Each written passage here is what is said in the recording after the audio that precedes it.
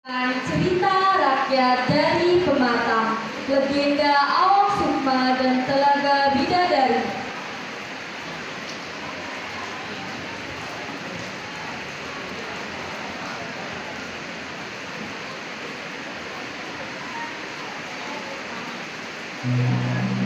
Pada zaman dahulu, terdapat di wilayah Pematang ditumbuhi dengan pepohonan yang lebat dan rindang. Ada juga sebuah telaga kecil yang tidak begitu dalam. Telaga itu mempunyai air yang jernih. Meskipun kemarau, air di telaga itu tidak pernah kering. Di tengah telaga itu hiduplah seorang lelaki muda yang sangat tampan rupawan. Awang Sukma hidup seorang diri, tetapi ia adalah orang yang sangat hebat dan menjadi penguasa di daerahnya, sehingga masyarakat memberinya gelar Datuk. Selain berwajah tampan rupawan, Awang Sukma juga pandai meniup seruling. Awang Sukma sering memburu burung yang menempel di pohon limau. Terkadang saat pohon limau sedang berbunga, maka burung-burung akan berdatangan. Ketika Awang Sukma sedang bersandar di bawah pohon limau, Awang Sukma tertidur sangat nyenyak. Ia dikejutkan dengan suara piu-piu kepangkang sayap.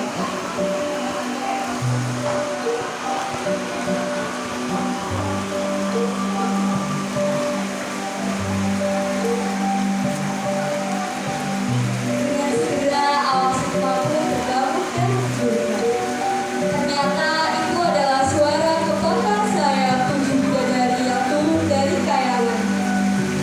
Awang Sukma pun mengintip para putri yang sedang bermain di air telaga. Wah, cantik sekali. Kemudian Awang Sukma mengambil selendang mereka yang tadi digunakan untuk turun dari kayangan dan nantinya digunakan untuk kembali ke sana. Lantas pengetahuan mereka, salah satu selendang mereka diambil oleh Awang Sukma dan dimasukkan ke dalam lumbung. Ayo kita segera pulang ke kayangan sebelum hari semakin gelap. Satu persatu bidadari itu pun mengambil dan memakai selendangnya. Di mana selendangku, Kak? Apakah kau melihatnya? Ah, di mana kau meletakkannya?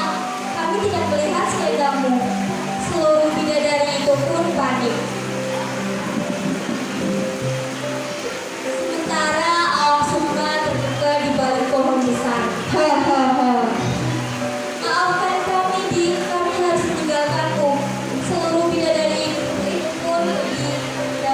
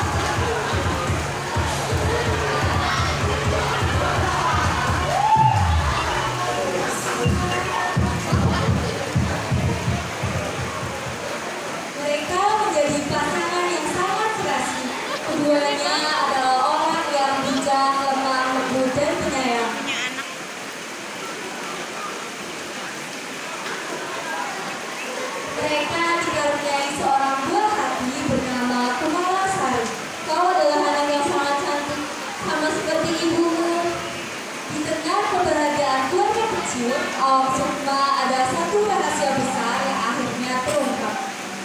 Sore itu, Sukma sedang tertidur lelap sepulang bekerja. Sementara itu, di lumbung padi terdengar suara ayam.